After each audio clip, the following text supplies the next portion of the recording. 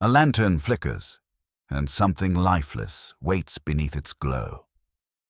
Welcome to Mystery Parlour. I am your host, Axen. Tell me where you're listening from. Your messages keep this mystery alive. Now let's begin. Flaxborough had never been the sort of town to hurry at anything, least of all at festivities.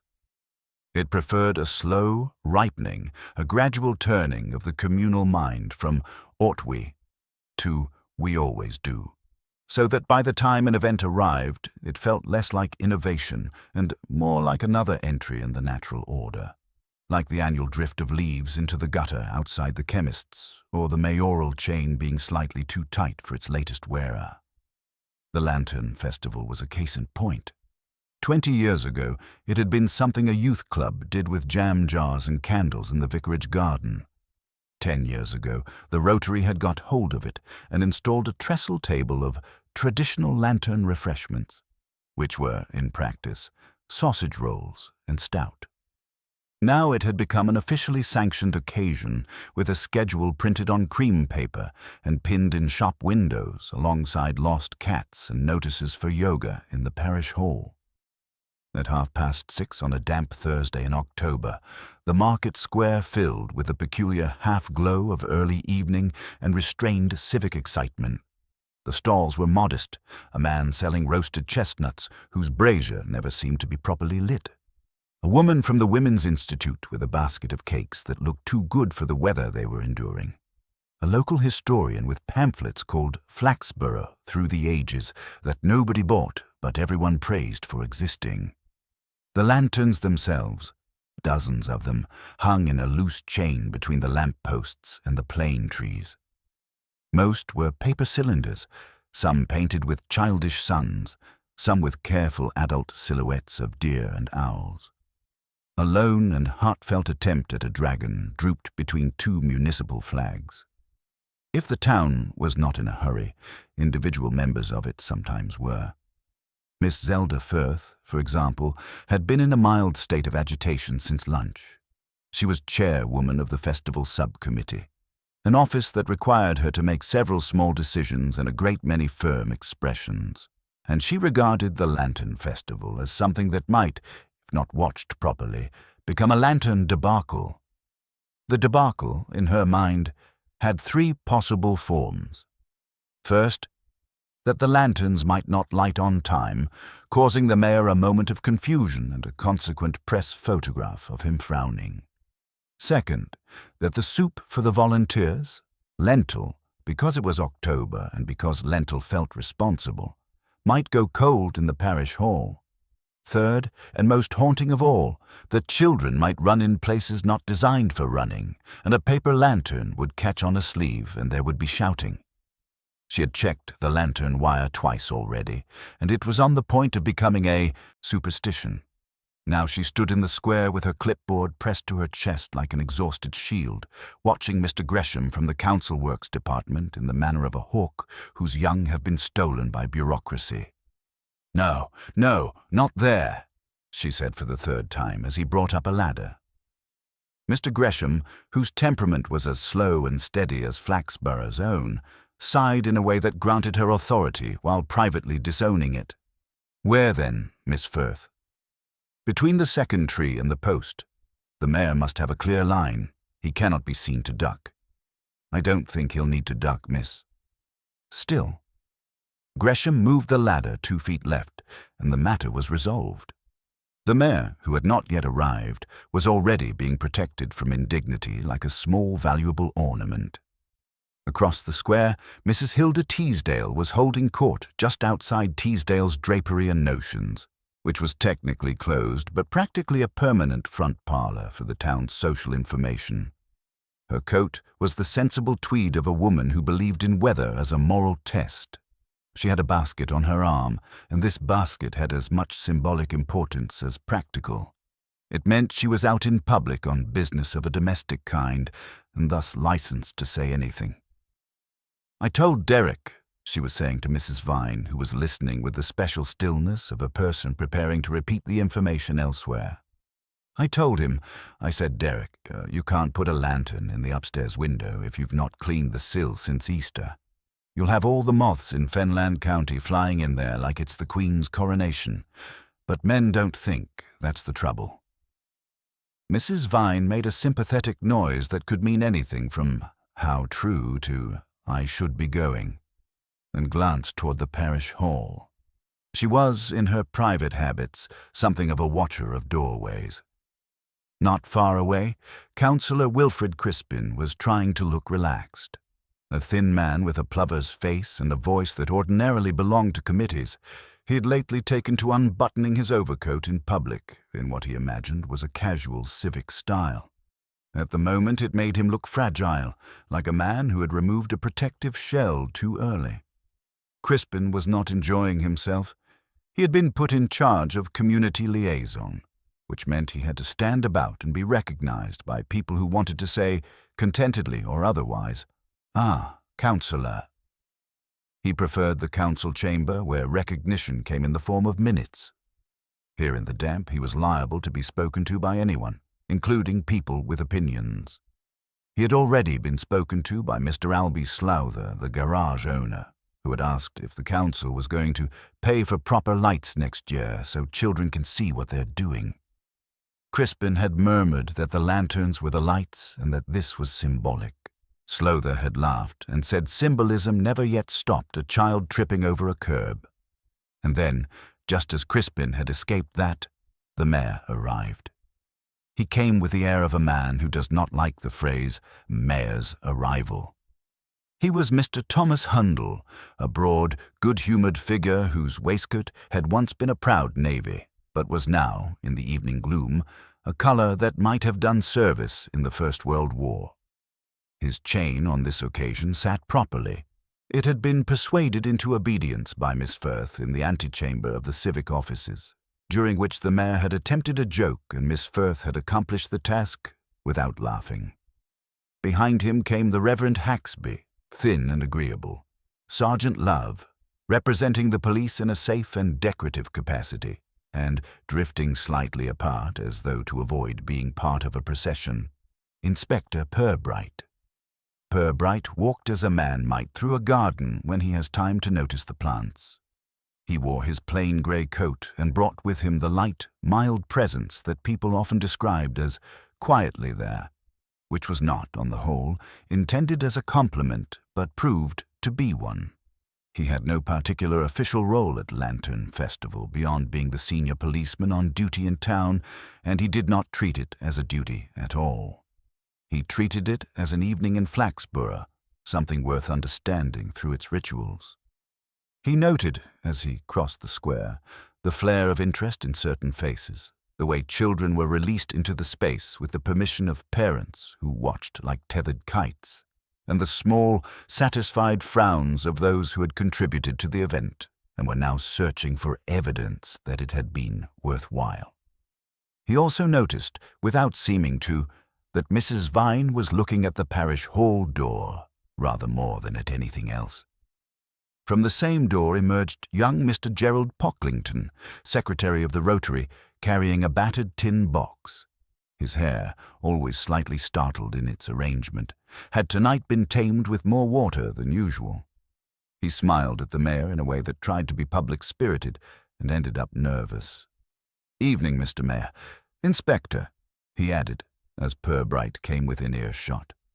"Good evening, Mr. Pocklington," Purbright said.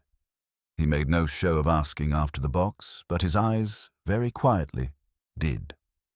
Pocklington noticed the glance. He had the sort of mind that answered questions even before they were asked. "Collection money," he said hurriedly. "From the stalls? We count it afterwards, with Miss Firth and Reverend Haxby. It's foolish leaving it about."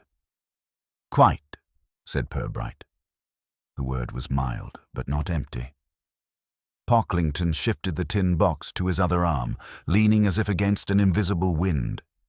He had an earnest faith that somebody, somewhere, was on the brink of pilfering something, and he had cultivated himself as the sort of person who might prevent it. Miss Firth swooped over. "Mr. Pocklington, you're late. The mayor must speak at 7 precisely." "I was in the hall, miss. The volunteers needed spoons." "They have spoons." "They didn't. I found some in the cupboard with the hymn books." Miss Firth did not like spoons in hymn book cupboards. She looked as if she might address this at another time. At present, her responsibility was the mayor. Mayor Hundle took his position on the small wooden platform that had once been used for bandstand concerts and now served any occasion requiring elevation. A portable microphone stood in front of him with the air of something borrowed reluctantly from modernity. "My dear people of Flaxborough," he began, as the square adjusted itself into a listening shape. It was, by the mayor's standards, a good short speech. He said a few things about community, about light in dark seasons, about the youth club who had started it all and were now respectable parents. The townspeople smiled where they were meant to smile. The children wriggled because there were limits to their symbolic patience. At the end, he lifted his hand as a signal, and Mr. Gresham, at the switchboard by the plane tree, prepared to turn the lantern wire on. Miss Firth's body tensed in a way noticeable only to those who had watched her in committee. Gresham turned the switch. The lanterns flickered into life, softly, obediently. Paper glow sprang along the square like a chain of domestic stars. A little ripple of applause rose, economical but sincere. The festival had begun. Flaxborough felt itself confirmed. And then, because Flaxborough had an instinct for timing, something small and wrong happened. A child screamed, not the ordinary squawk of excited play, but a thin, startled noise that cut through the applause like a very sharp spoon. Heads turned, parents took a step. The sound came from the far side of the square near the old arcade, where a knot of children had been circling a low stone plinth that once held a fountain. Purbright didn't move quickly. He moved in the direction of the sound at precisely the speed needed to arrive before anyone else, which was a talent the town had never managed to clock as such. As he approached, he saw that the children had stopped, their lantern sticks drooping. One little boy stood apart, looking at the ground with the helpless horror of someone who has found a rule broken. On the plinth's edge sat a lantern. It was not one of the festival lanterns. It was not paper or painted. It was a brass ship's lantern, heavy and old, the glass clouded with salt scars. It was lit. It had no business being there. No stall had sold it. No enthusiast had mentioned adding atmosphere. It sat by itself as though placed by a careful hand. Pinned to its handle, fluttering a little in the evening breeze, was a narrow strip of paper. Inspector Purbright read it without touching it. The note said in a neat, slanting hand, "This does not belong to you." He looked up and saw, 20 yards away, Mrs. Vine staring at the lantern with her mouth half open, as though she had just found herself in the story of a different town. She closed it quickly and turned away too fast. Miss Firth arrived in a rush. "What on earth?" she began. Purbright only made a small, calming gesture. "Someone's playing games," Miss Firth said, not to him, but to herself, because it was the simplest thing to say when confronted with something that had not passed through committee. "Perhaps," said Purbright. He looked again at the lantern. It was warmly alight, with a stubborn, old-fashioned flame. There was something about its placement that was quietly deliberate. In the square behind him, the festival was continuing, though the applause had thinned into uncertain chatter. Flaxborough, having lit its lanterns, had discovered another light it hadn't asked for. Purbright stood for another moment, letting the town settle into its own first ripples of thought. Then he said in his mildest voice, "Sergeant Love, would you ask the children to go back to their parents and see if anyone saw who put this here?" Love obeyed, relieved to have a task without symbolism. Purbright stayed where he was, not because there was any great urgency, but because odd things, in his experience, often had their meaning in who hovered and who fled. The lantern burned steadily, as though it was quite used to being where it should not be. Purbright let a minute pass, as if the lantern might add something if treated politely. It did not. Its flame only made a steady oval of light on damp stone. The children, shepherded by Sergeant Love, retreated in a loose file, their fright already thinning into a tale for school. "Who found it?" Love asked, crouching to the boy who had screamed. "I did," the boy said, still sniffling. "It was just there. I thought it was ours, and then I saw the writing." "Did you see anyone put it down?" He shook his head. "No, we were chasing Toby." Toby, a small dog with the moral freedom of youth, trotted over, sniffed the brass, sneezed, and wandered off. Love straightened. "Someone's idea of a joke," he said. "Possibly. Or a message," Purbright replied. Miss Firth arrived at a rush and hovered close enough to supervise without touching. "I can't think who would do such a thing," she said, "on a civic evening." "It's the implication, I suppose. If the Gazette gets hold of it, we'll manage the Gazette. First, we'll manage the lantern." He crouched and examined the note. The paper was thin, torn from a pad, pinned with a small dressmaker's pin. The handwriting was tidy and a little old-fashioned, downstrokes pressed hard. The ink was black and scarcely bled. It had been written recently.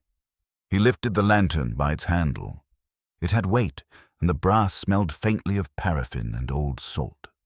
Flaxborough was far enough from the coast that such a thing was unlikely to appear by accident. "Take it to the station," Purbright said. "On my desk, carefully. We'll see if anyone comes looking." Love took it. The flame bobbed but stayed lit. The mayor edged closer. "Purbright, is it anything? Do I say something?" "Not yet, Mr. Mayor. Let the evening stay pleasant. We can't do much here without stirring it." The mayor nodded, relieved. Reverend Haxby murmured something about human restlessness. Then the pair were absorbed again by the crowd. Purbright looked across the square. The festival continued, but a small eddy gathered around the plinth, people leaning in, asking low questions, gossip beginning its quiet work. Mrs. Teasdale watched from her doorway, already collecting angles. Mrs. Vine, who had been staring oddly, slipped into the shadowed passage beside the arcade. Purbright noted it and did not remark. Vanishing, like hovering, was a kind of speech. He walked back toward the parish hall. In its doorway, Gerald Pocklington argued with Mrs. Stovall from the Women's Institute. His tin collection box sat at his feet. "Trouble, Mr. Pocklington?" "No, Inspector. Only Mrs. Stovall says the teaspoons are missing again." "They don't go missing," Mrs. Stovall said sharply. "They get taken. People borrow and never return." Purbright nodded. "Have they gone missing tonight?" "Not that I can prove, but they always do at some point." He let her indignation stand, then asked Pocklington, "You were in the hall just before the lanterns were lit?" "Yes. With the tin. I came out as the mayor started." "Did you see anyone come in carrying a lantern like the one we found?" Pocklington blinked. "No, I'd have noticed. I notice unusual lanterns." "Good, thank you." At the edge of the square, Mr. Albie Slother stood watching the constable carry the ship's lantern toward the station yard. "Evening, Mr. Slother," Purbright said. Slother jolted and scowled jovially. "Evening, Inspector. That yours?" "It's nobody's at present." "Do you know it?" "Looks like one of them old boat lamps they sell down Seaton. Not cheap. Someone's got a sense of humor." "Did you see who placed it?" "No, but I did see a woman come from that arcade way just as you were walking over. Coat with a pale collar. Walked quick. Didn't see her face." "Thank you." Slother lowered his voice. "You think it's a threat?" "I think it's a lantern with a note." "Same thing nowadays," Slother said, and went back to watching. Councillor Crispin approached, overcoat unbuttoned as if for courage. "Inspector, I hear there's been an incident. A small one. It's regrettable. Some people resent these events. They call it frivolity." "Do you know who?" Crispin hesitated. "Letters to the editor, mostly." "One never knows," Purbright said, and Crispin brightened at being taken seriously before drifting away.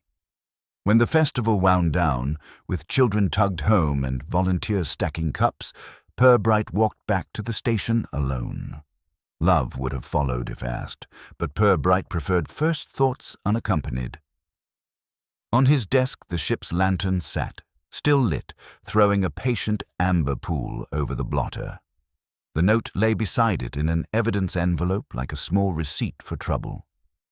Purbright took a pencil, not to write, but because holding one suited thinking. The message was simple, almost childish, yet the object was not. Someone had wanted the town to see it and wanted it to remain intact. A prankster might have used paper and a felt tip. This had required possession of an old maritime lamp, fresh fuel, a pin, and the nerve to place it in a crowd without being noticed. He opened the drawer where oddments from past cases settled. A folded map, a theatre program, a child's marble once kept as evidence. He did not expect nautical answers there, but the rummage steadied him. Outside, the station was quiet. Even Love's footsteps had faded. Purbright read the note again. The phrasing was impersonal, almost official, as though correcting a breach of etiquette. It suggested ownership and grievance. He blew out the lantern, watched smoke curl like a question, and decided his first call in the morning would be the arcade passage, and Mrs. Vine if she would open her door. If she would not, there were other neighbours, and Flaxborough never kept a secret alone for long. Morning in Flaxborough arrives as if it has checked first that nobody objects. A thin mist still sat on St. Barnabas's spire, and the market square looked scrubbed and innocent again, paper lanterns sagging along the wire like tired fruit. Purbright was at his desk early enough for Sergeant Love to remark on it, without meaning anything by the remark. The ship's lantern stood on the blotter, extinguished now, but with the note sealed beside it. It had the annoying solidity of a thing that expects to be explained. He went to the arcade passage a little after 9. In daylight, it was simply what it always was, a brick throat between shops, smelling of old rain and potato peelings, useful to anyone who wanted to cross the square unnoticed. He walked it twice. There was no dropped match, no footprint that could be called fresh, no pin on the ground. That absence, too, was a sort of detail. Whoever placed the lantern had not fumbled in panic. They had come prepared and left cleanly. Mrs. Vine's cottage was off Church Lane, a narrow house with a front garden that kept itself in line. Box hedge, marigolds, bird bath without birds. She opened the door almost at once, as though she had been standing behind it rehearsing the manner of greeting an inspector. "Mrs. Vine," Purbright said, "may I come in a moment?"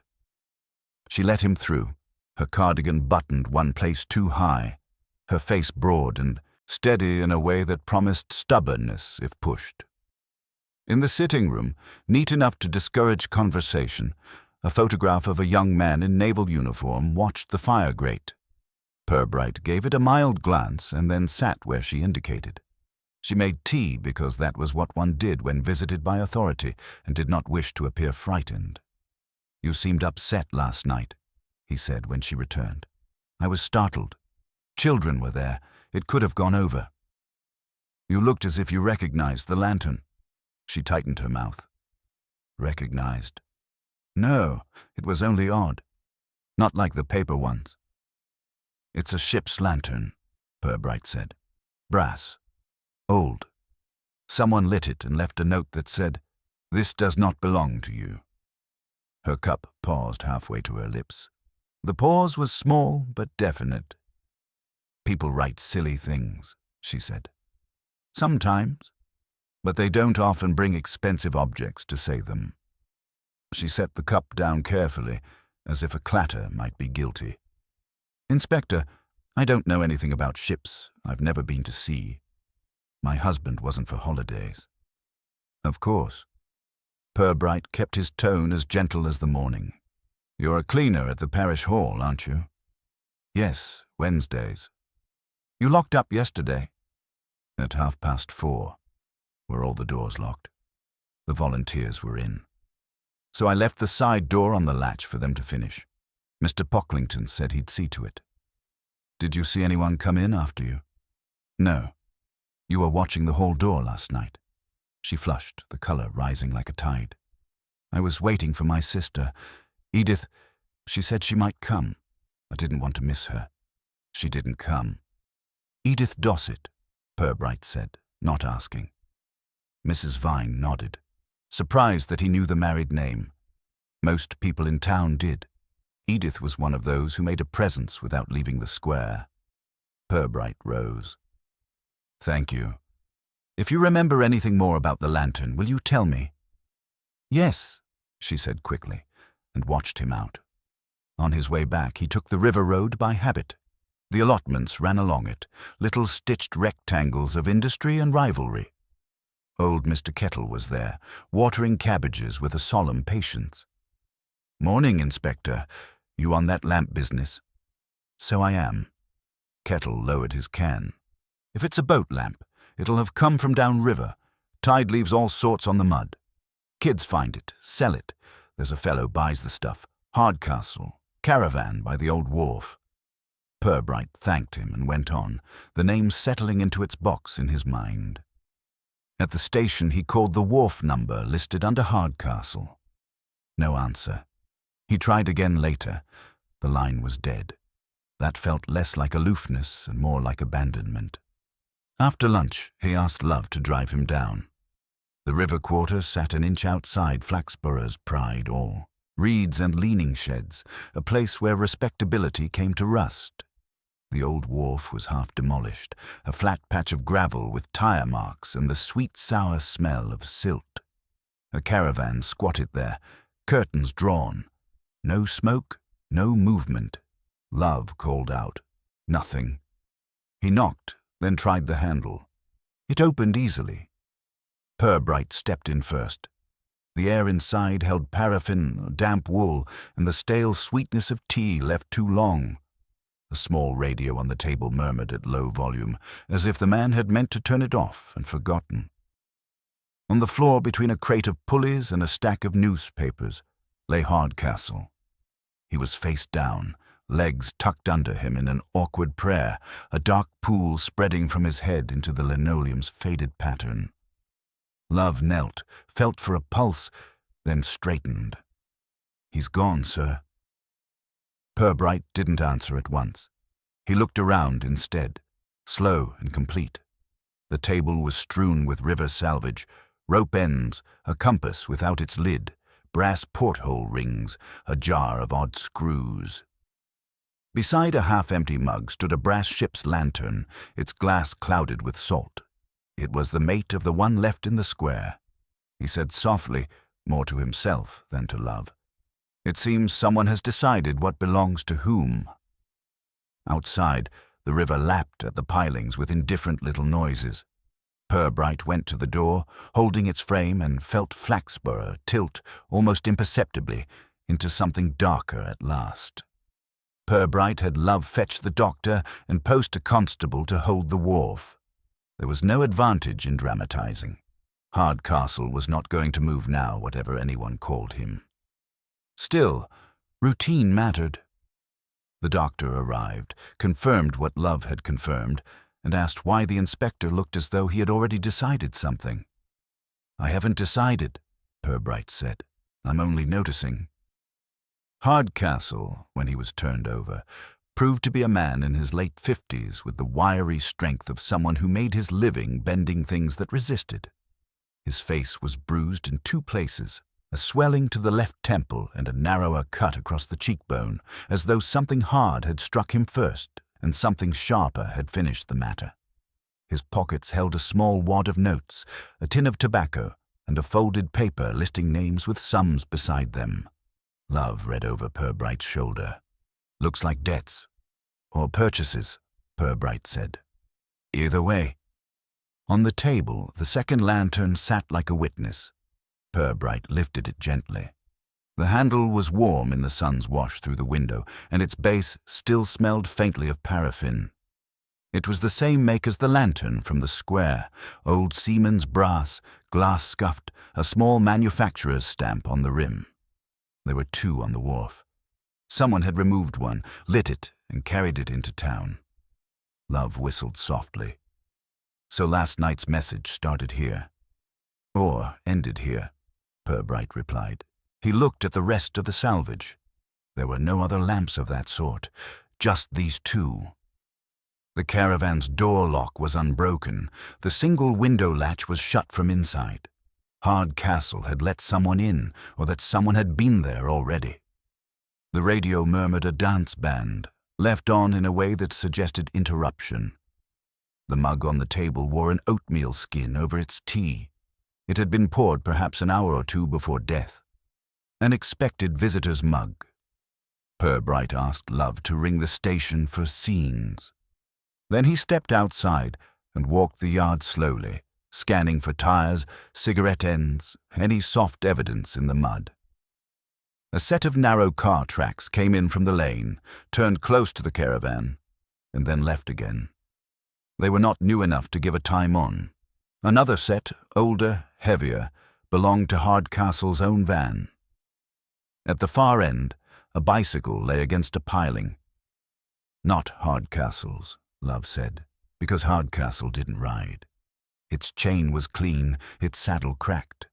A woman's bicycle, by the size and by the wicker basket wire to the front. Purbright touched the handlebars. The iron was cold. "It's been here overnight," he murmured. "Could be anyone's," Love said. Purbright nodded, but his eyes did not agree. He went back into the caravan and looked for a coat, handbag, anything that offended the scene by being too neat or too suburban. There was none. If a woman had been there, she had not left her belongings behind. But the bicycle waited outside like a stray dog. By the time they returned to town, the gossip had already begun. Mrs. Teasdale was in the square when Love parked. She had that special stance of a woman who has heard something and is disappointed not to have heard it first. "Well," she called. "It's true then. Poor old Hardcastle." Purbright stopped. "Who told you?" "Everyone. Mr. Kettle saw the police down there. You don't go to the wharf for a picnic." Purbright gave her a small smile. "Did anyone say what happened?" "Just that he's dead. There'll be a post-mortem. You'll find it was drink. He was the sort." "He sold salvage," Purbright said mildly. "And drank," she said with satisfaction.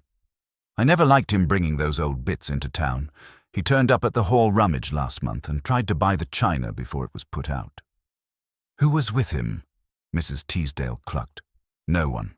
Unless that young woman was there. She cycles. I've seen her in the lane." "What young woman?" "Dark hair, plain coat, helmet on her head like she thinks she's racing.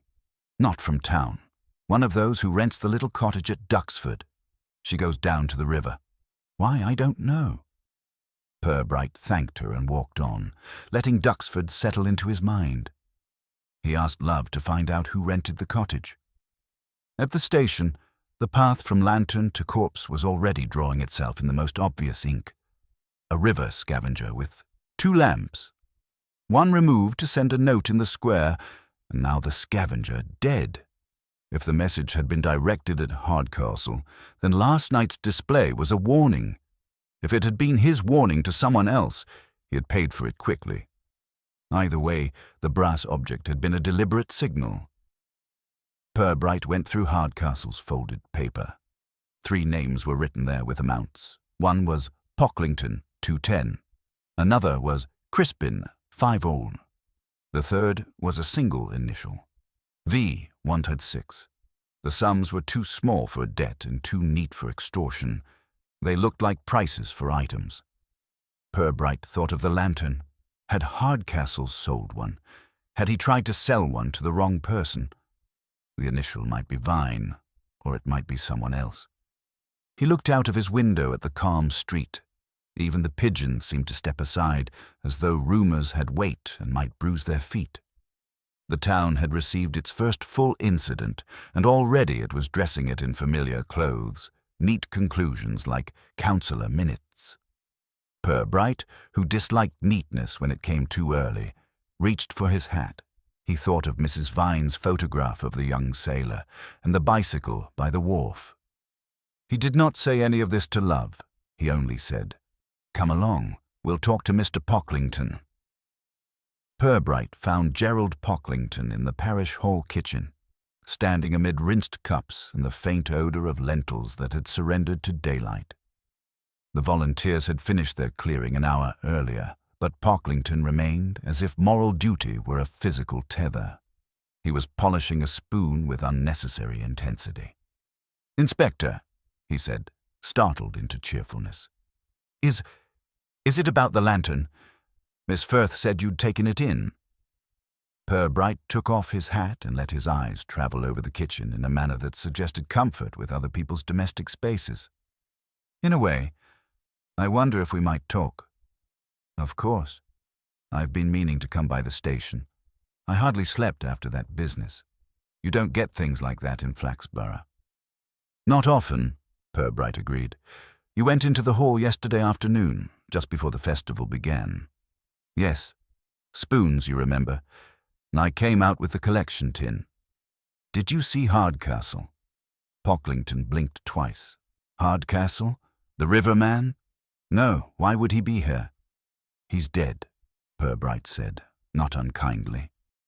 Pocklington made a strangled noise and sat down very quickly on a wooden chair as though his knees had been reminded of gravity. "Dead? Good Lord, but how?" "That's what we're looking into." "You knew him?" "I've bought small things," Pocklington said weakly.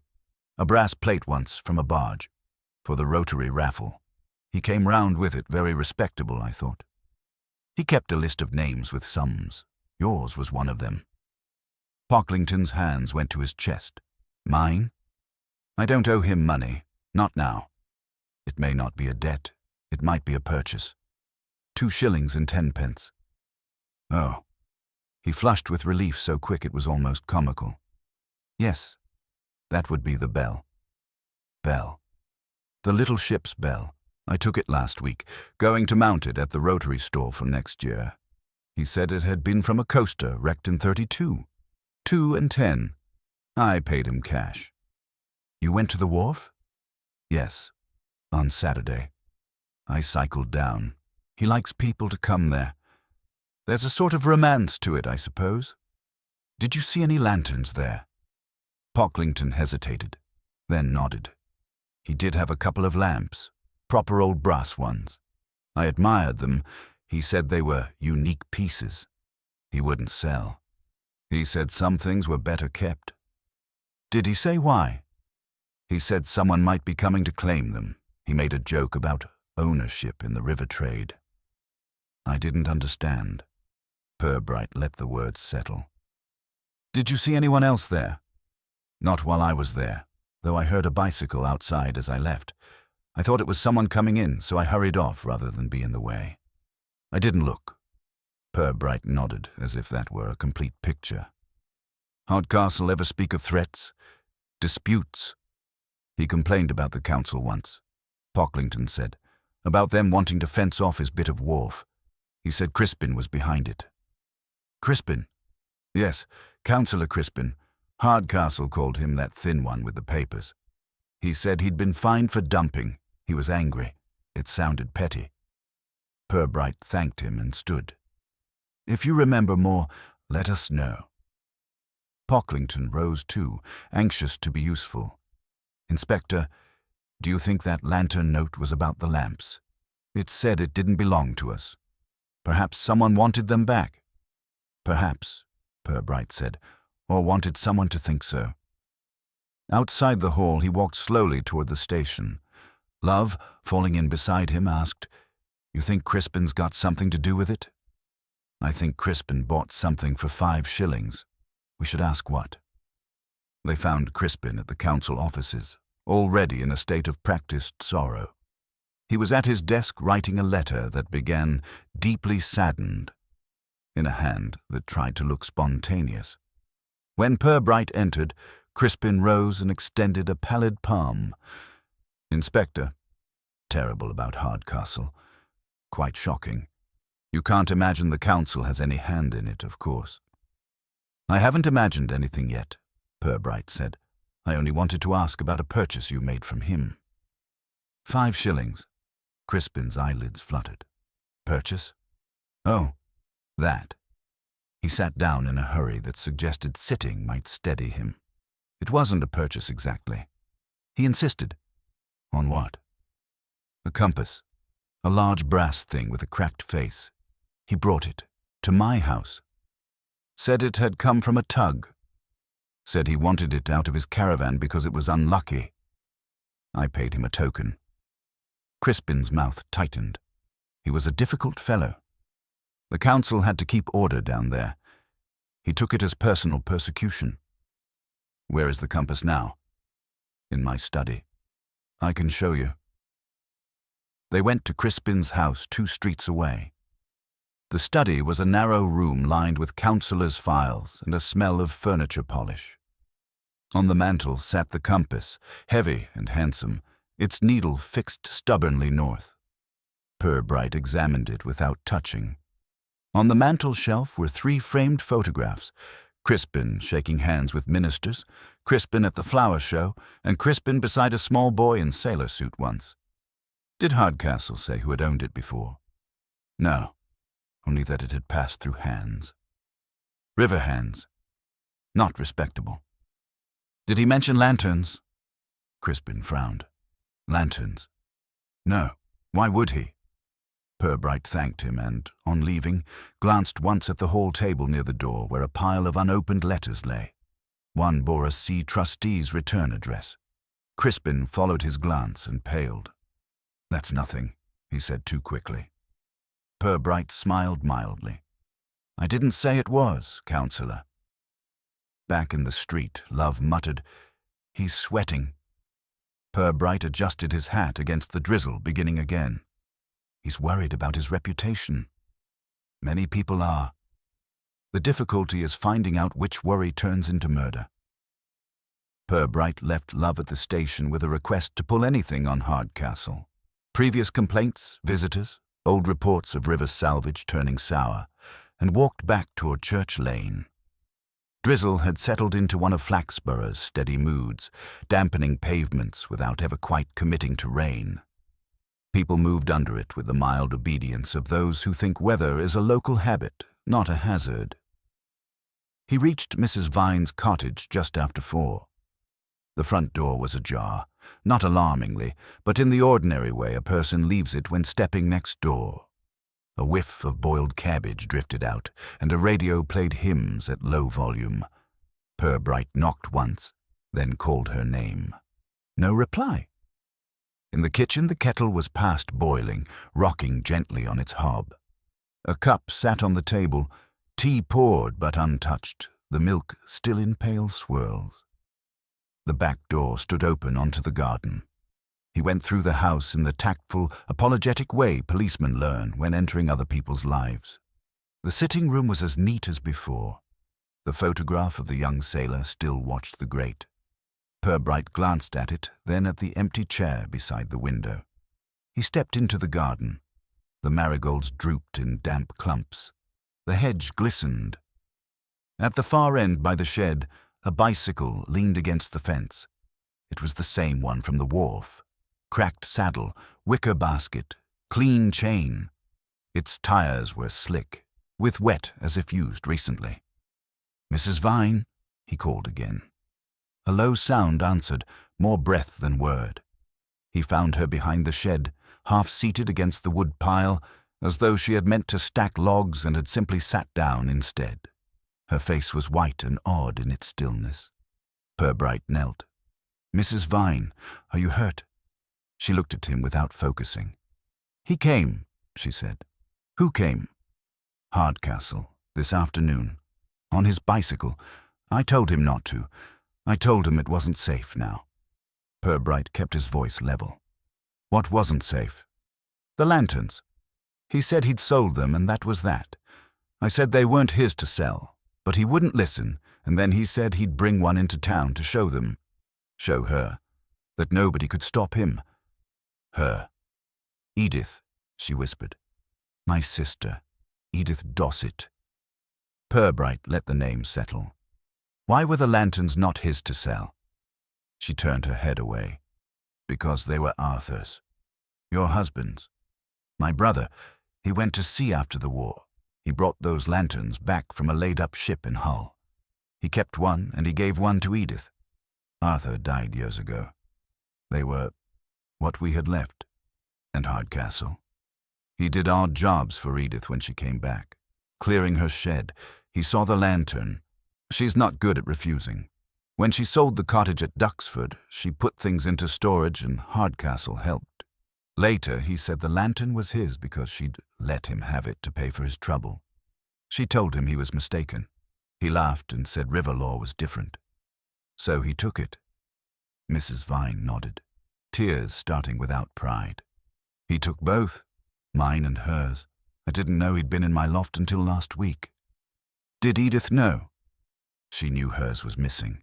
She came to me furious. She said she'd have him in court. I said, don't, not over a lamp. She said it was worth everything. She's always been keen for justice when it's her justice. Purbright listened. He came here today, after the lantern was left in the square.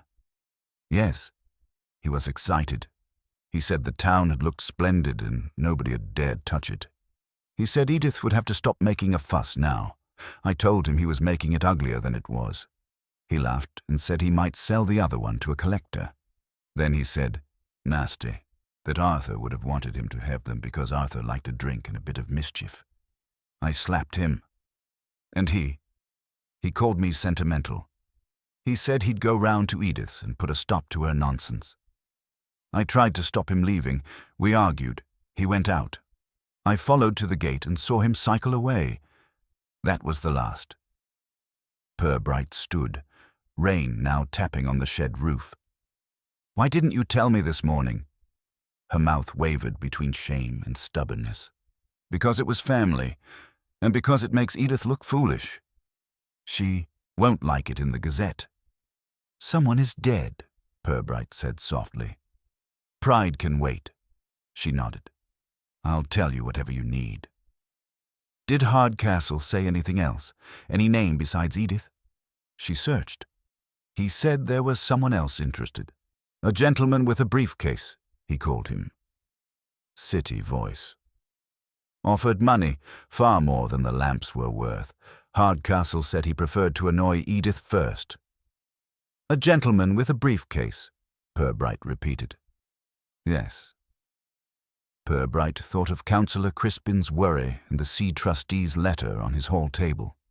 Some men carried briefcases like a badge, especially when they wanted to look important among river mud. You've helped a great deal, he said. Will you be all right if Sergeant Love comes to sit with you a while? I'm not a child, she said, then added, quieter. But I'd like someone here. Purbright went back through the garden, leaving the bicycle where it leaned. At the gate, he paused and looked down the lane toward Duxford.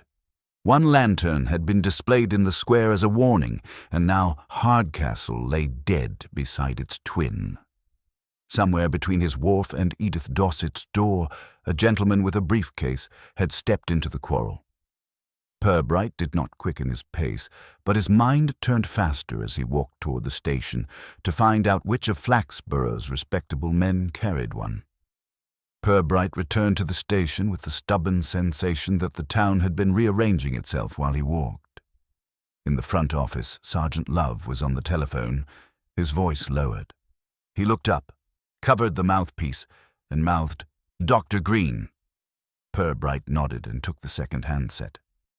Dr. Green, the police surgeon, spoke of bruises with brisk calm. "Evening, Inspector. Your river gentleman didn't fall. Blow to the left temple, circular, probably a small heavy object, then another to the cheek, sharper, perhaps the edge of a tool. He was dead before he hit the floor.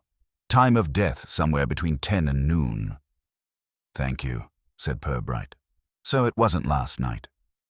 No, and he'd had tea with someone. 2 cups used, one with lipstick, faint. Purbright's eyes went to Love, who was already frowning. Lipstick, Purbright repeated. Light shade, Green said. Not theatrical. Now there's something else. His hands. Under the nails, a pale grit. It looks like dried cement or plaster dust, fresh enough to lodge. Purbright thanked him again and replaced the handset. Love exhaled. So he had a lady visitor this morning. The bicycle? Possibly, Purbright said. Or a lady who didn't bring her bicycle. Either way, somebody with lipstick sat at his table. Love shuffled papers. I pulled Hardcastle's old file. 3 years ago, he complained a gentleman from Sea Trustees was trying to stop him scavenging the wharf. Wrote letters to the council and to Crispin by name. Last month, he was cautioned for trespass at Duxford Cottage, Edith Dossett's place, before she let it. She didn't press charges. She said he'd only taken a few bits he'd stored for her. Purbright listened to the words as if to their gaps. Sea Trustees again, he murmured. They oversee the river leases, Love said. Crispin sits on their local board. So Crispin has a briefcase, a reason to go downriver, and a small history with Hardcastle, Purbright summarized. Not enough, but a start. He stood, and Love read the movement as instruction. They went to the council offices, where clerks were locking doors with an air of leaving trouble outside. Crispin was still there, lights on in his room, perhaps composing condolences. He opened the door quickly. Inspector, I was going to ring you. This is all dreadful. May we come in a moment?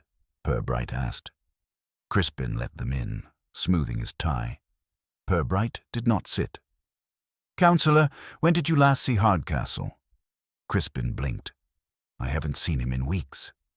Did you visit the wharf today? Certainly not. I was in committee since 10. Planning, budgetary matters. He waved toward a stack of papers as if they might be witnesses. Who sat with you? Purbright asked. Councillor Phelps, Mrs. Arkwright, Mr. Lowen from Planning. You can ask them. I shall. Did you send anyone to speak to Hardcastle on your behalf? Of course not. I have no business with him. Purbright's tone stayed mild. He reported a dispute with Sea Trustees. He said a gentleman with a briefcase offered him money for 2 ship's lanterns. Crispin's face flickered. Contempt, then worry, then blankness. Lanterns? What nonsense. I know nothing about lanterns. You bought a compass from him? Yes, and paid for it. 5 shillings. I told you. Purbright nodded. May I see the Sea Trustees' letter on your hall table? Crispin's hands rose in protest before his mind had time to stop them. That is confidential correspondence. Confidentiality is delicate when someone is dead, Purbright said. Crispin swallowed. Very well. He fetched the envelope from a file drawer, not from any hall table now. The letter inside was stamped with the Sea Trustees' seal. Purbright read it quickly. It was an invitation to attend an inspection of the old wharf on Saturday, accompanied by a surveyor from London. It mentioned irregular salvage, potential hazards, and an artifact of possible historical significance recently reported. What artifact? Purbright asked. Crispin spread his fingers. How should I know? The surveyor sent word there was some old maritime property down there. He said it might belong to the trustees. If so, we have a duty to recover it. And you went to recover it today? No, Saturday, with witnesses. Purbright folded the letter and returned it. Who is the surveyor? Name of Battersby. Mr. Julian Battersby. Comes from London with a briefcase. Yes, if that's what you're hinting. Did Battersby visit Flaxborough yesterday? He arrived this morning. I met him at the Spinnaker Hotel at 9. We had coffee. He went for a walk along the river afterward. He said he wanted to see the site alone first. I told him it was muddy. He left with his briefcase. Did you see him after that? No, he did not return to the offices. I assumed he'd gone back to the hotel. Purbright thanked him, and as he and Love stepped into the corridor, felt the faint click of a door shut too carefully behind them. In the street, the mist had thickened, and the lantern wire in the square was being stripped by councilmen, as if removing evidence of a night that now looked less innocent. He thought, walking, of Mrs. Vine's pale face behind the shed, and of Edith's anger turned righteous by memory. Objects were rarely the whole story. They were handles people used to lift older griefs, yet the lanterns had pulled a London surveyor to a fenland wharf, and had put a quiet town on edge. Whatever Battersby had come to claim, it had already cost one man his life, and might yet cost another. Purbright said nothing until they reached the station, where a constable was waiting in the doorway. "Sir," the constable said, "there's been another call at the Spinnaker Hotel. They can't find their surveyor. Mr. Battersby didn't come down for supper, and his room's open. The manager's nervous." Purbright paused only long enough to take up his coat. "Then we'll go and unnerve him properly," he said. The Spinnaker Hotel stood on the edge of the river road, as if enduring the river rather than enjoying it. Its name, painted in confident navy, promised salt breezes, but its reality was damp carpet and a lounge bar where businessmen forgot to turn up. Tonight, the manager waited in the vestibule with the drawn face of a man who had already told the story 3 times and disliked it more each time he repeated it. "Inspector," he said, ushering Purbright and Love inside, "it's not like him. London chaps are usually punctual about dinner, if nothing else." "Mr. Battersby is from London?" Purbright asked, though he knew. "So he says. Sea Trustees surveyor. Smart suit, briefcase, asked for a room facing the water. He went out after lunch, said he might be late back, but now his room's open and, well, I didn't want to go poking about." Purbright nodded encouragement. "Show me." They climbed the narrow stairs.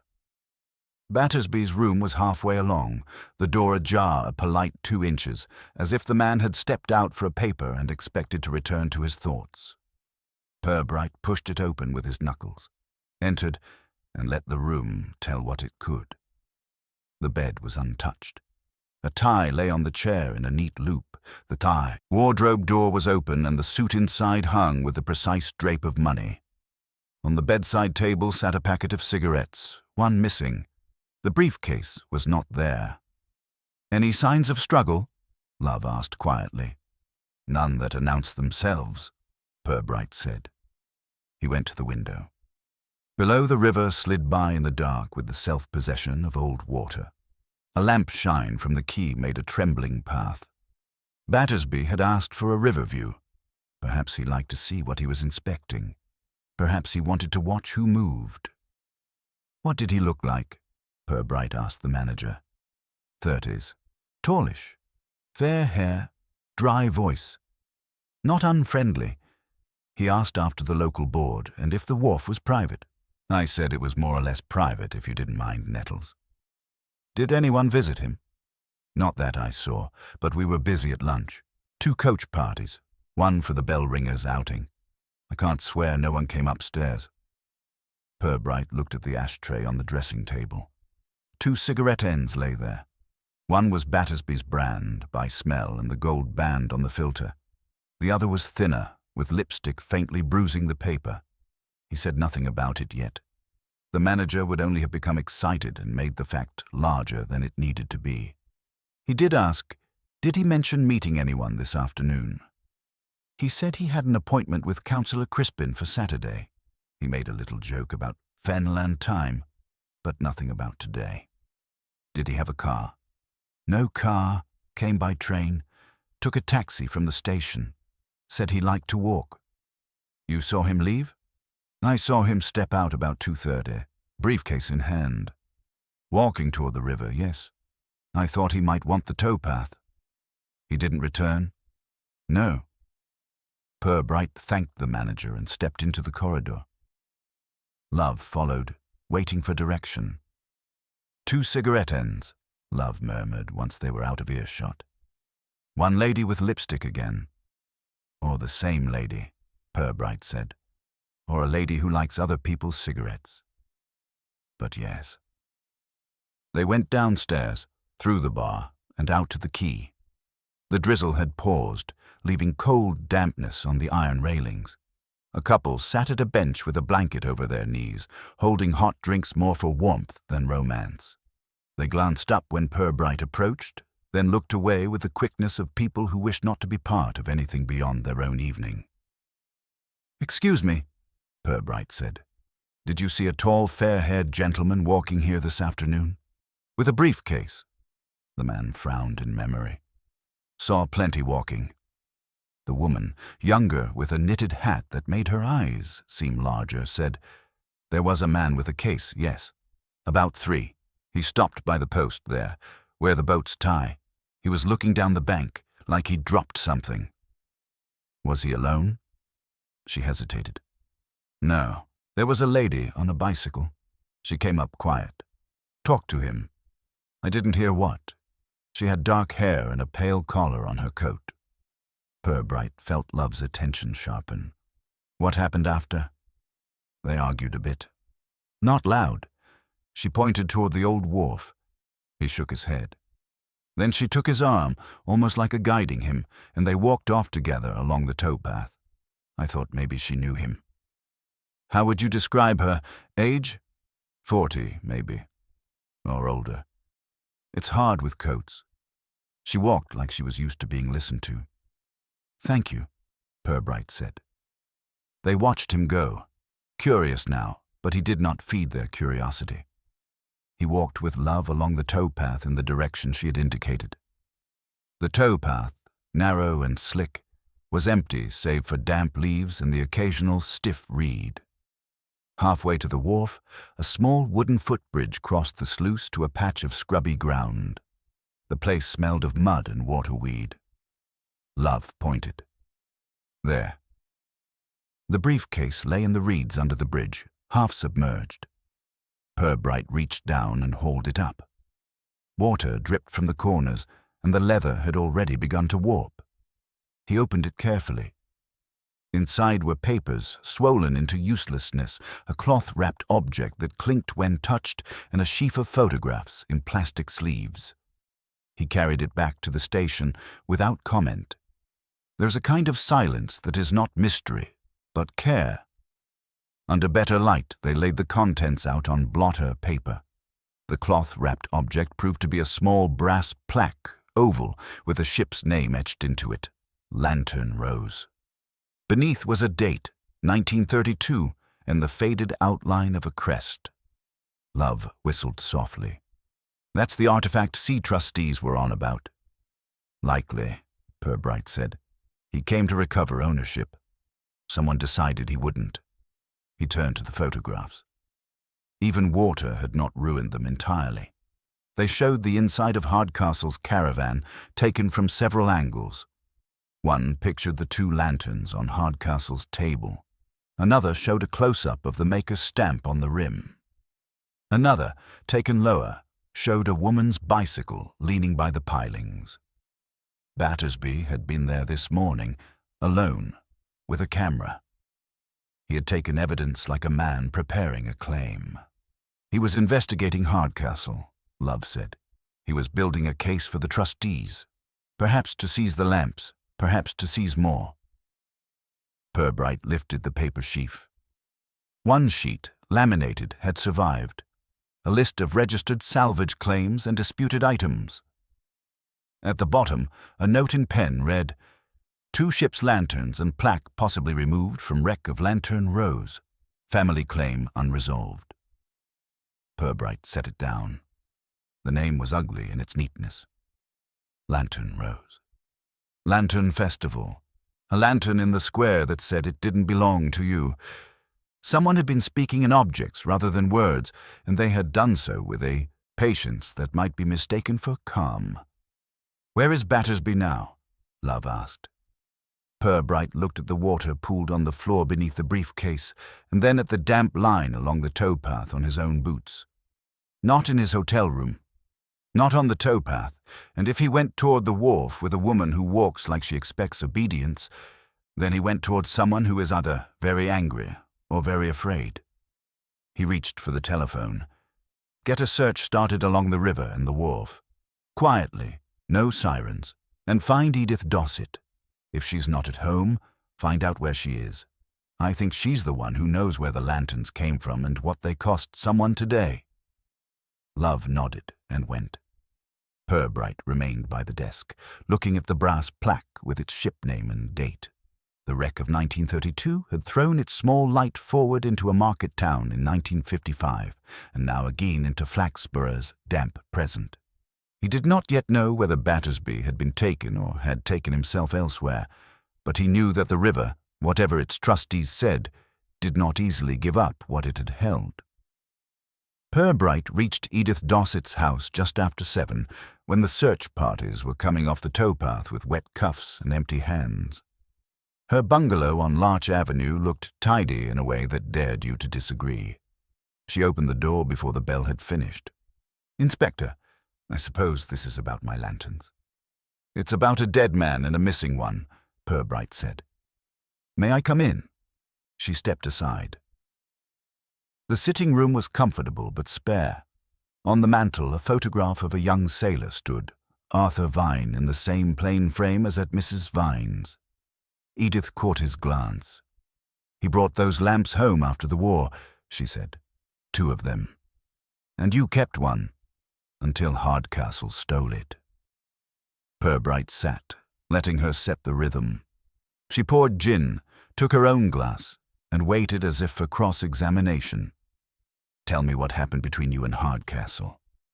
"He took my lantern when I was clearing out Duxford. I paid him for the work. Cash.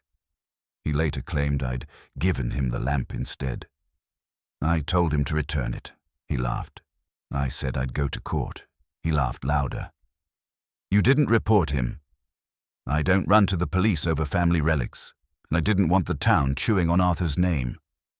Yesterday you told Mrs. Vine you'd have him in court. Yes. Then last night he staged that foolish display in the square. I knew it was his hand at once. He liked a flourish when he was drunk. But he wasn't dead then. She stared. Are you saying I had him killed after the festival? I'm asking about this morning. Edith set her glass down precisely. He sent word for me to meet him at the wharf. He said he'd settle it if I came alone. I cycled down about 10. He was in his caravan, sober enough to be nasty. The lanterns were on his table. Mine and Mrs. Vine's. He said he'd sell one to a London surveyor to teach me humility. I told him the trustees had no claim, and neither did he. We argued. He called me a widow with nothing better to do. I took my lantern and left. You took it back openly. Yes, he didn't stop me. He thought that made him generous. Was anyone else there? No, if someone was hiding, I didn't see them. Purbright nodded and kept Dr. Green's note about lipstick and plaster dust to himself. After you left, you met Mr. Battersby. Her chin lifted. I met a man with a briefcase by the quay at 3. He introduced himself as Battersby, C. Trustees. Polite, confident. He wanted to talk sensibly. I said we could walk, not sit in an office with Crispin listening. He walked with you along the towpath? Yes. He kept saying the wreck of the Lantern Rose was registered property. He said the trustees could offer me a small gratitude payment if I cooperated. I said I hadn't survived marriage to be bribed by a committee. A short, dry laugh escaped her. He asked where Hardcastle lived. I pointed to the wharf. I did not take him there. I left him by the footbridge. He was peering into the reeds as if he'd lost something smaller than his pride. Did he say he'd already been to the wharf? He said he wanted to see the lamps first. I told him to speak to the thief who had them. Her eyes flicked to Purbright. I didn't kill Hardcastle, Inspector, and I didn't abduct your surveyor. I'm angry, not stupid. Anger can make people bold. Bold, yes. Not foolish. That's a useful distinction. He opened his notebook. Where is Mrs. Vine's lantern now? She paused. Hardcastle wouldn't let me take it. He said he'd keep it until I stopped being spiteful. So it was still there when I left, unless he moved it later. And you haven't been back since? Why would I? I heard he was dead from Mrs. Vine on my step at 4. If you want a murderer, Edith added, look for someone who profits by taking those lamps away from us, not someone who wants them home. Who profits? Crispin wants the wharf cleared for his river improvement. He's been writing to the trustees for years. Hardcastle mocked him. Crispin doesn't forgive mockery, and collectors will pay any price for a story. Purbright thanked her and stepped into the damp night. As he walked away, she called after him, the edge gone from her voice. Arthur took those lamps from a dead ship because nobody wanted them then. If law arrives 20 years late, it's just theft in a better coat. Don't let them do that. Purbright tipped his hat. The town behind those curtains would want a neat culprit, but Edith's account gave him no clean opportunity for blood or concealment. It did give him motive in clearer lines.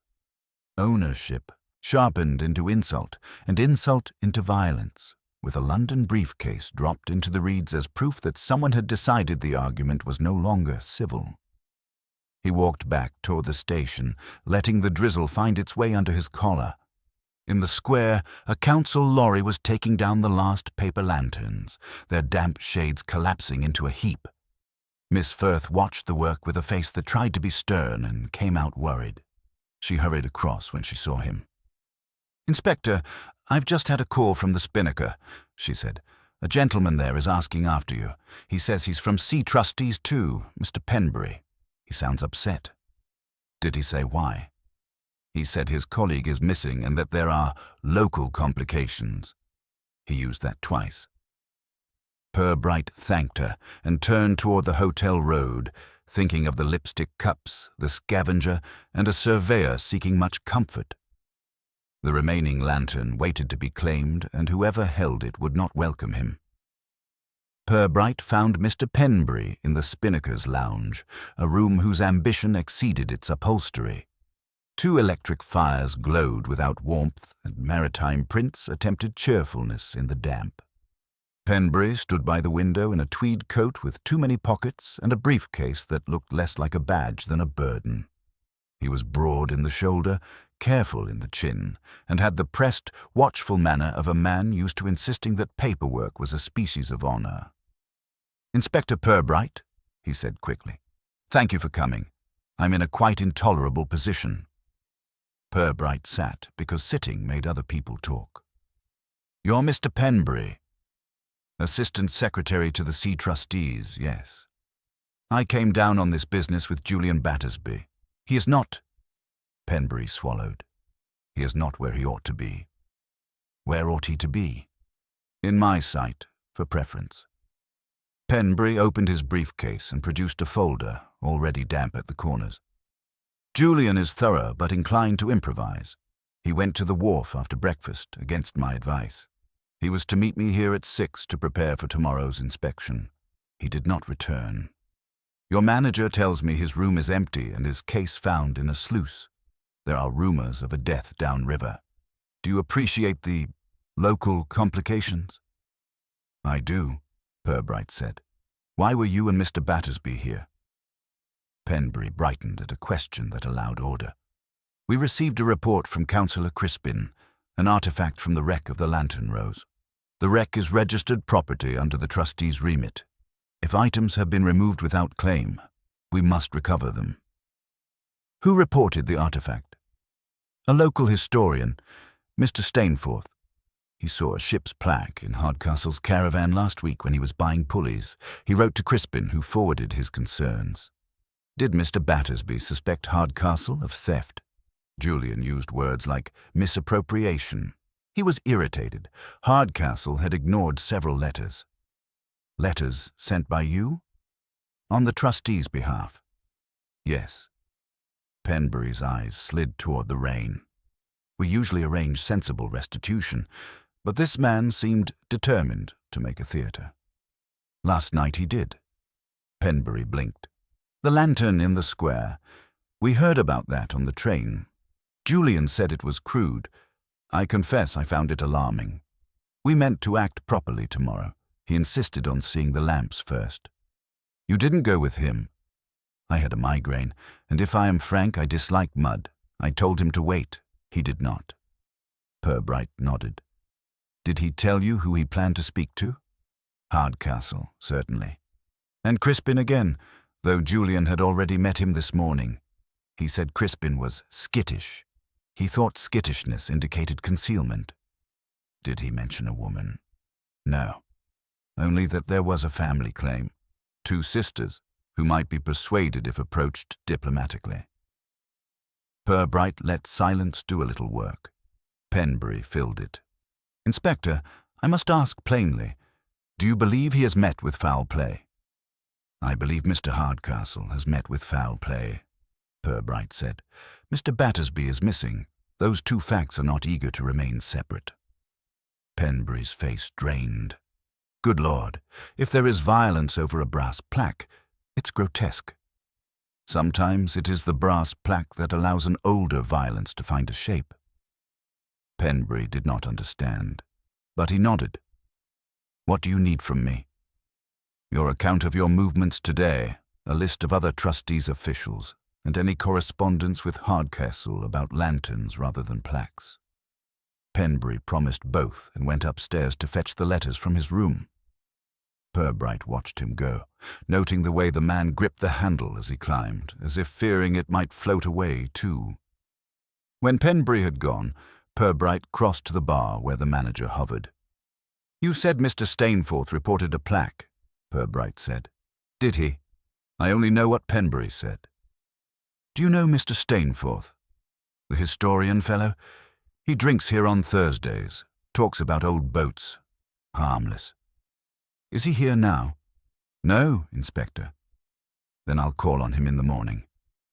Outside, Purbright walked back into town under a streetlight that made the puddles look deeper than they were. Flaxborough's houses were lit with domestic ovals. Inside them, people were already shaping the day's news into a story neat enough to sleep beside. Purbright preferred the untidy version. He could feel the town waiting, like a kettle left on low flame. Quiet, persistent, and ready to whistle the instant someone lifted the lid off. At the station, Love was waiting with a face apologetic on behalf of the whole river. Search has turned up something, sir, down by the old brickworks, about a mile past the wharf, in the reeds. He led Purbright to the evidence room. On the table lay a soaked coat, dark wool with a pale collar, and beside it a small leather notebook. The coat had a tear at the sleeve and a rust-coloured smear along the hem. Purbright looked at the collar and thought of Mrs. Vine, then of the woman on the towpath. Any body? Not yet. Just the coat lodged on a branch. The notebook was in the pocket. Purbright opened it carefully. The pages were damp but legible. Neat handwriting, firm downstrokes.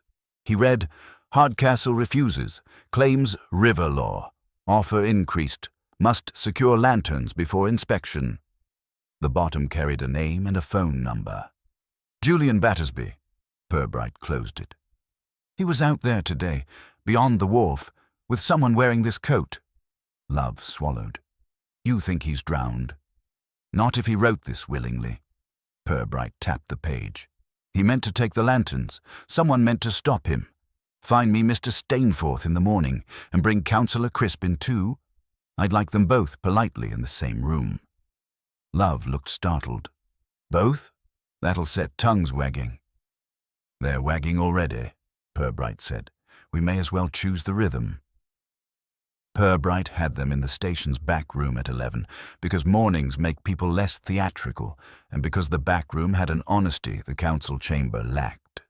The kettle hissed mildly. A plate of digestive biscuits waited like a conciliatory committee. Sergeant Love hovered by the door, looking as if he had been asked to host a tea party for a wasp's nest. Councillor Crispin arrived first, tight-lipped, a folder clamped to his chest as though it might protect him. He shook Purbright's hand with the briskness of a man who fears that lingering contact could be interpreted. I don't know why I've been summoned, he said. I have a meeting at noon. Then we'll be civil about time, Purbright replied. Mr. Stainforth came in 10 minutes later, damp coat flapping, spectacles fogged.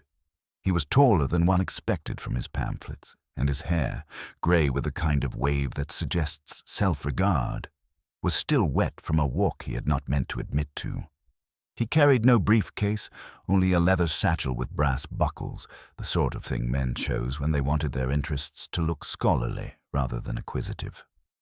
"Inspector," he said pleasantly, "I gather there's been a dreadful set of events. I'm only sorry my name should be dragged into it." "No one's dragging anything," Purbright said. "We're only talking." Stainforth smiled toward Crispin, who did not return it. The two men sat with the inch of space between chairs that was social rather than physical. In that inch lived every committee they had attended together. Purbright poured tea. He offered cups first, because people accepted tea as proof you did not mean to shout. When they were all equipped with warmth and something to do with their hands, he began. "Mr. Stainforth, you wrote to Councillor Crispin about an artifact you saw in Mr. Hardcastle's caravan." "I did. It was my civic duty. The wreck of the Lantern Rose is a matter of record. To see its plaque being hawked about like a doormat." He shook his head. "Distasteful. How did you come to be in Hardcastle's caravan?" "I buy parts for restoration, pulleys, rope ends. He's a useful man when sober." "And you saw more than a plaque. You saw 2 ship's lanterns." Stainforth's eyes widened a fraction. "Yes, I mentioned those too." "Not in the letter," Crispin said sharply before he could stop himself. Stainforth turned, surprised. "I assumed you'd mention all items when you forwarded it." Crispin's face closed. "I forwarded what was relevant to trustees." Purbright let that small friction glow for a moment. "When you saw these objects, did you make Mr. Hardcastle an offer?" Stainforth lifted his chin. "Certainly not. It would be improper. Yet Mr. Hardcastle kept a list of purchases. Your name is not on it. Mr. Pocklington and Councillor Crispin were there because they paid him for smaller items. You weren't because you didn't pay him cash for anything." Stainforth held his tea steady. "I've never given the man a farthing beyond fair prices for scrap." Purbright took up his notebook, not to read, but to give the air of reading. "Yesterday morning, Mr. Hardcastle had a visitor who drank tea with him. 2 cups were used. One had lipstick on it. That might have been Miss Dossett, who admits she visited at 10. We know she did not kill him. The other cup did not. So there was another visitor that morning." Stainforth's eyebrows rose in polite confusion. Dr. Green also found pale grit, like mortar or plaster, under Mr. Hardcastle's nails. Fresh enough to lodge. That grit matches the dust at the old brickworks. Crispin glanced quickly at Stainforth, then away, as if the direction of his glance had betrayed him. Purbright set the notebook down. "Mr. Stainforth, you are chairman of the Flaxborough Historical Society, and also, if I'm not mistaken, a director of Fenland Brick Limited." Stainforth gave a small laugh. "A sleeping director. The brickworks does not require much direction now. It's barely a business. Still, you have keys.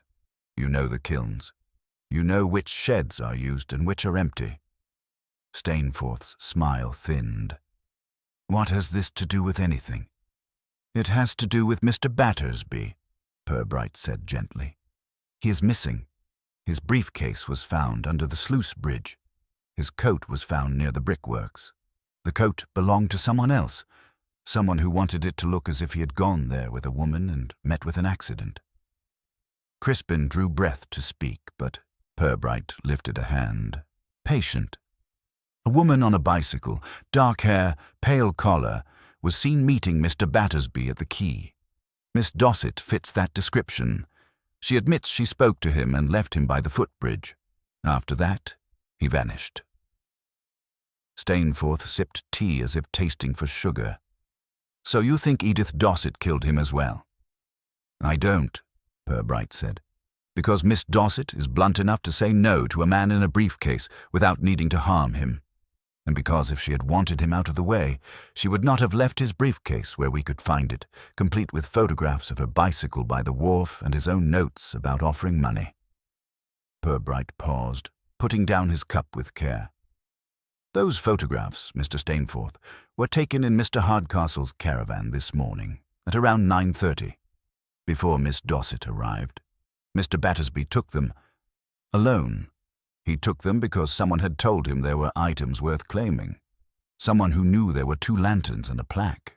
Someone who wanted trustees involved, but wanted them involved on his own terms. Stainforth's eyes flicked to Crispin, who flushed. "I sent word to the trustees," Crispin said stiffly, "because it was my duty." "You sent word about a plaque," Purbright replied. "Not about lanterns. You did not even mention the family claim. You altered Mr. Stainforth's letter." Crispin bristled. "If I did, it was to keep gossip out of official channels." "Or to keep the official channels directed," Purbright said mildly. "But we'll come back to you."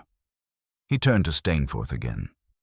"Last night, just after the festival lanterns were lit, an old ship's lantern was placed on the fountain plinth with a note. 'This does not belong to you.' Mr. Hardcastle did that. He said so to Mrs. Vine.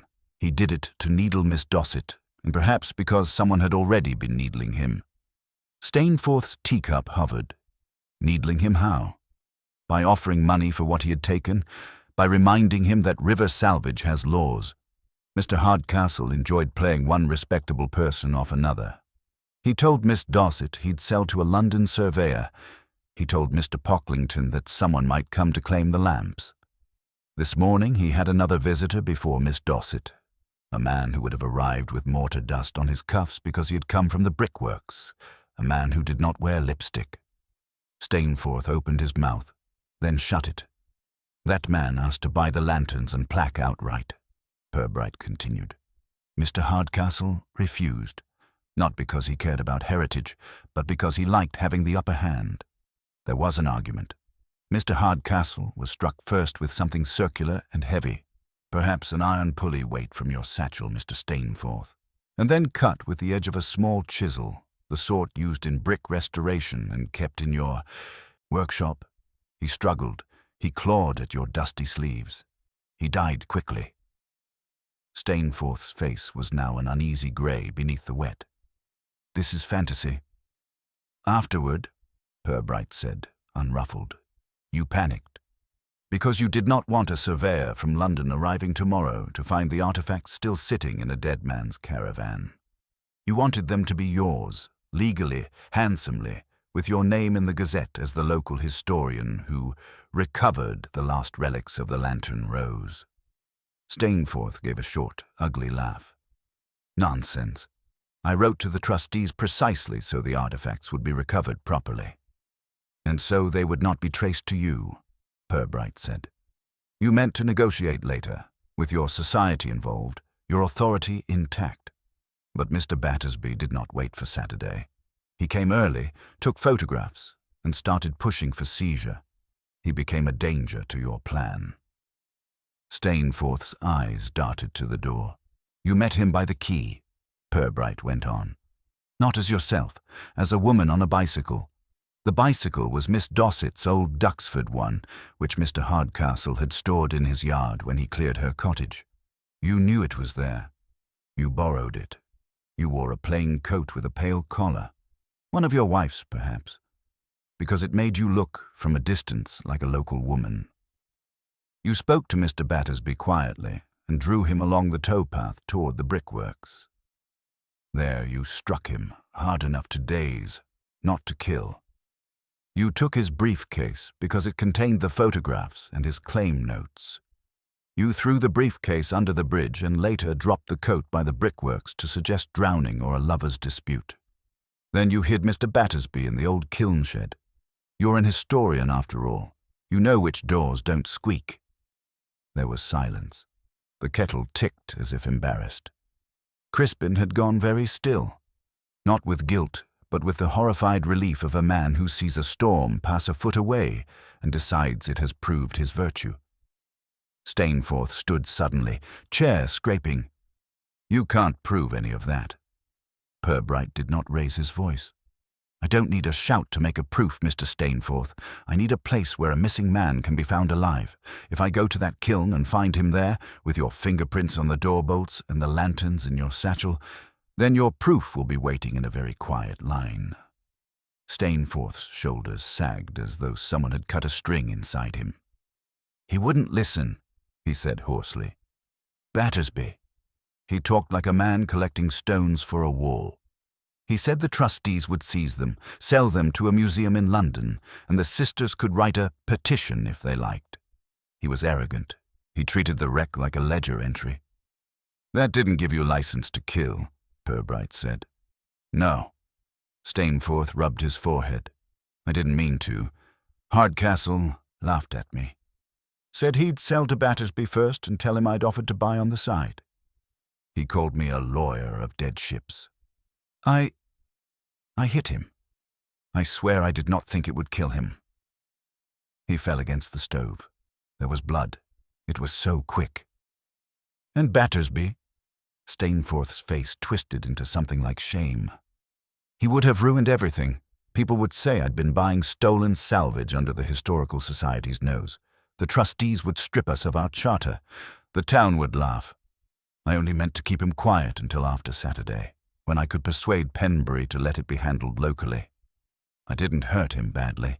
He's in the kiln shed with a blanket and a flask. I checked him before I came here." Purbright nodded once, as if accepting a slightly late bus timetable. He looked to Love at the door. Love had already understood and gone. Within 15 minutes, Sergeant Love returned with 2 constables and a pale, furious Mr. Battersby, wrapped in a blanket that did not flatter his dignity. His hair stuck up, his suit was creased, there was a purple bruise blooming at his jaw.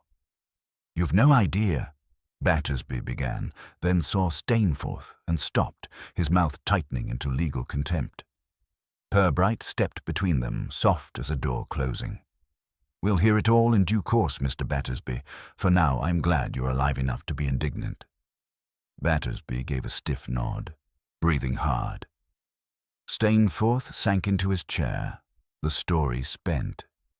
Purbright turned to Crispin. "Councillor, your alteration of the letter was foolish. It invited this scramble. You'll find your trustees' board has questions for you, too." Crispin opened his mouth, found no steady speech, and swallowed it. Later, when Stainforth had been taken away and Battersby sent to the doctor for his bruise and pride, Purbright walked alone to Mrs. Vine's cottage. He found her and Edith together, one pale but steadier, the other fierce and exhausted. He brought the remaining lantern wrapped in brown paper and set it on the table. Edith stared at it. "You found it?" "In Mr. Stainforth's satchel," Purbright said. "It will be returned to you." Mrs. Vine touched the paper as if greeting a lost animal. "Arthur would laugh," she said softly. "All this over lamps." "He'd also say you should have told the truth sooner," Edith replied, but the edge had left her. Their quarrel had shrunk to its proper size. Purbright did not linger. At the door he said, "The trustees will still want to discuss the plaque, but Mr. Penbury is a more reasonable man than Mr. Battersby. If you would like, I will speak to him with you present." Edith nodded, surprised at the gentle offer. "Thank you, Inspector." He tipped his hat and walked back through a town already reassembling its routines. By the next morning, the Gazette would carry a precise account that made the crime look like a moral lesson. Mrs. Teasdale would tell it over her drapery counter with improvements. Councillor Crispin would cultivate a new air of wounded virtue. The Lantern Festival Subcommittee would debate, with anxious seriousness, whether future standards should require secure plinths. Purbright returned to his office, where paperwork waited in a tidy stack.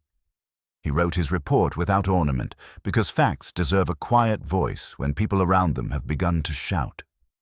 Now and then he paused, not to admire his deductions, but to consider how easily a small town could turn a brass lantern into a weapon, how ownership, once mixed with pride, became less about objects than about whose story was allowed to stand.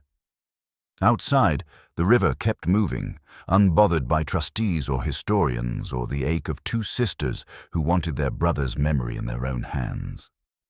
Flaxborough, too, kept moving.